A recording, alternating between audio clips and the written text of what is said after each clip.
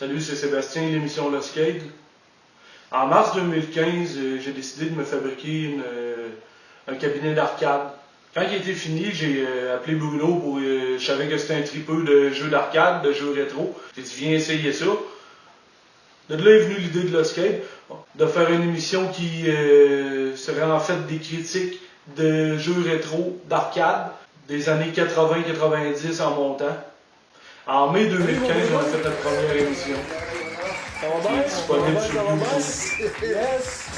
De là, on a commencé à prendre goût à faire des émissions. On est rendu à notre 10e émission de fête. Déjà à moitié bu. Moi et Bruno, on est deux techniciens en informatique de formation. On l'a fait sans le savoir la même année. On s'est connus dans les environs de 2006. On a fait notre cours à peu près dans les années 2000. On utilisait Windows XP, là-dedans, etc. On est deux tripeux de technologie. On aime l'informatique, on aime le gaming. On est intéressé à tout ce qui se fait de nouveau là, au niveau de Android, au niveau de Windows. On s'intéresse aussi aux technologies rétro. Commodore 64, justement le télétexte. On veut pas vieillir.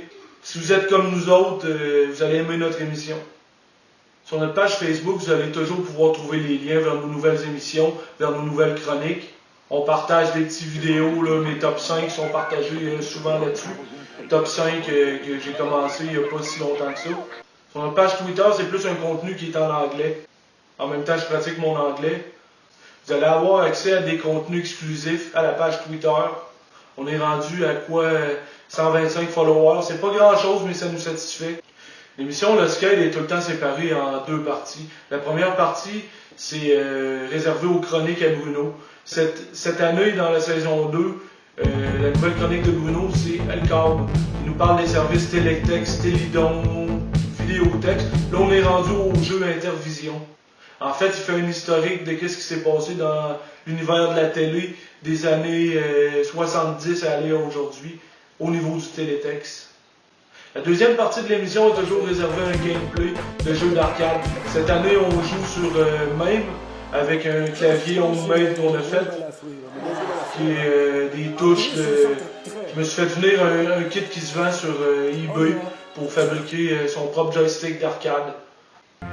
Au cours des mois qui vont venir, on va assister à une petite chronique qui va être par rapport à la fabrication d'une borne d'arcade. Je vais faire une nouvelle borne qui va être un main câble, qui va pouvoir inclure plusieurs consoles de jeux, pas rien que les jeux d'arcade Super NES, NES, Genesis, etc. Les services parallèles à Lost Skate. 1er janvier, on a inauguré Punk le Texte, qui est un service télétexte qui vous informe sur qu'est-ce qui va venir dans l'univers de Lost Skate. On est rendu à Vegaotext, qui va devenir le remplaçant de Punk le Texte. On trouve que ça va mieux. On utilise Sony Vegas Pro pour faire les pages télétexte. Qu'est-ce qu'il y a à venir dans l'univers de Lost Skate? On aimerait s'acheter notre nom de domaine, lostskate.com.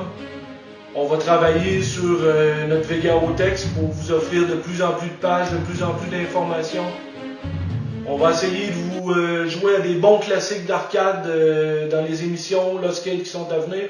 Prochainement, on va jouer à Turtle in Time, qui est vraiment un excellent classique. Dans le fond, on essaie d'innover avec du rétro, faire du vieux, utiliser le vieux pour faire du neuf. On espère que ça va durer longtemps, que les gens vont s'intéresser à ce qu'on fait. Sur ce, je vous souhaite bon visionnement. Allez nous voir sur YouTube. Vous allez trouver facilement. Faites une recherche Lost Skate. Vous allez tomber sur nos émissions. Prochainement, il va y avoir une émission en anglais. On va essayer de s'intéresser un peu plus à notre auditoire anglophone. On a quelques anglophones qui nous suivent. Je vous laisse là-dessus. Excellente journée.